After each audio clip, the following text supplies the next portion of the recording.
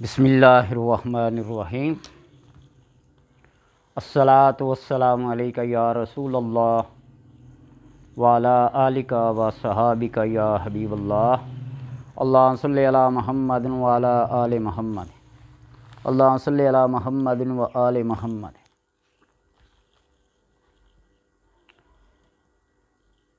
سب سے مقدس، افضل ترین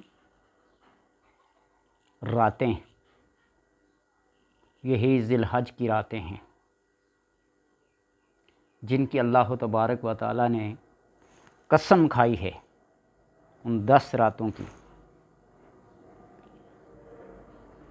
یہ مقدس ترین راتیں اللہ تبارک و تعالیٰ کسی قسمت والے کو نصیب کرتا ہے۔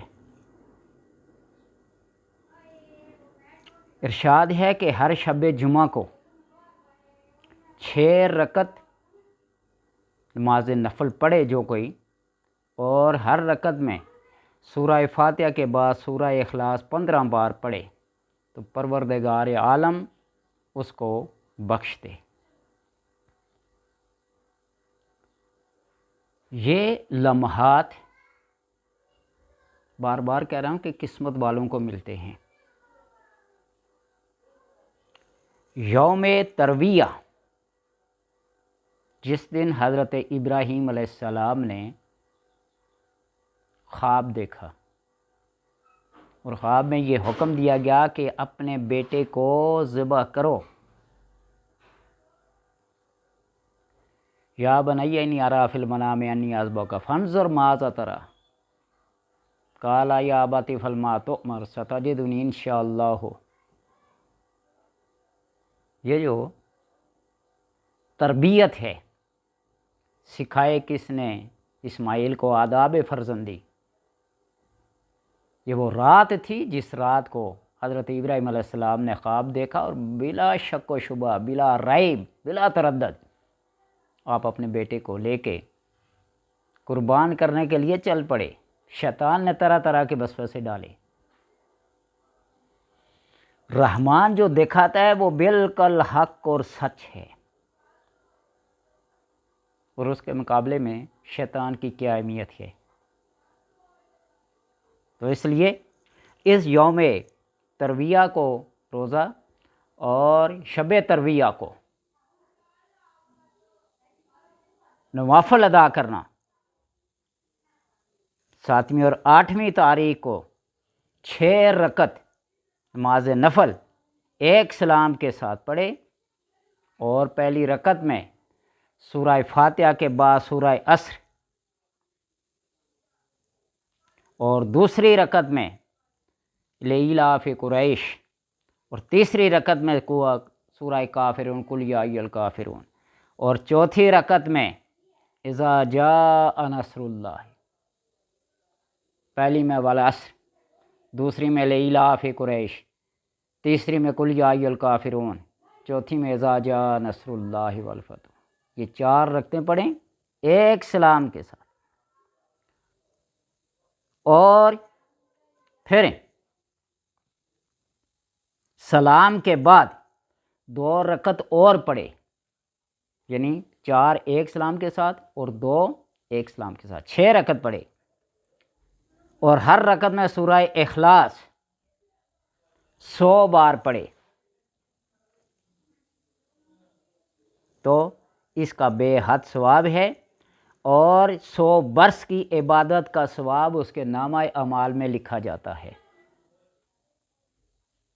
ان مقدس راتوں کی کوئی بھی عبادت، کوئی بھی تسبیح، کوئی بھی تحلیل، کوئی بھی تمجید، کوئی بھی تکبیر اللہ تبارک و تعالی رد نہیں کرتا۔ آپ اس بات کا یہ اندازہ لگائیں کہ آج لاکھوں کے حساب سے 50 لاکھ، 40 لاکھ، 45 لاکھ، 35 لاکھ افراد صفا اور مروہ کی سعی کریں گے۔ کیوں کریں گے؟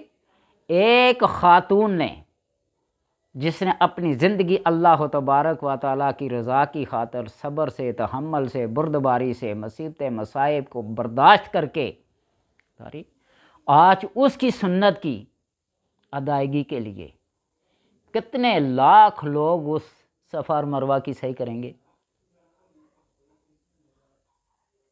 وہ عورت ہیں۔ اور پھر مقام ابراہیم، وہاں کتنے لوگ حاضر ہوں گے؟ وہ جو پاؤں کا نشان آج بھی موجود ہے اس پتھر پہ، اور شرکی کی رٹ لگانے والے بھی وہاں جا کر دیکھتے ہیں۔ اتنا چھوٹا سا وہ جنگلے کے اندر جو پتھر رکھا ہوا ہے، وہ خود بخود پتھر اوپر ہوتا، خود بخود نیچے ہوتا، اور نبی کا پاؤں لگا ہوا اس کا نشان ہے۔ کتنے لوگ قربانی کریں گے؟ کتنے طواف کریں گے؟ بال قصر یا حلق کروائیں گے؟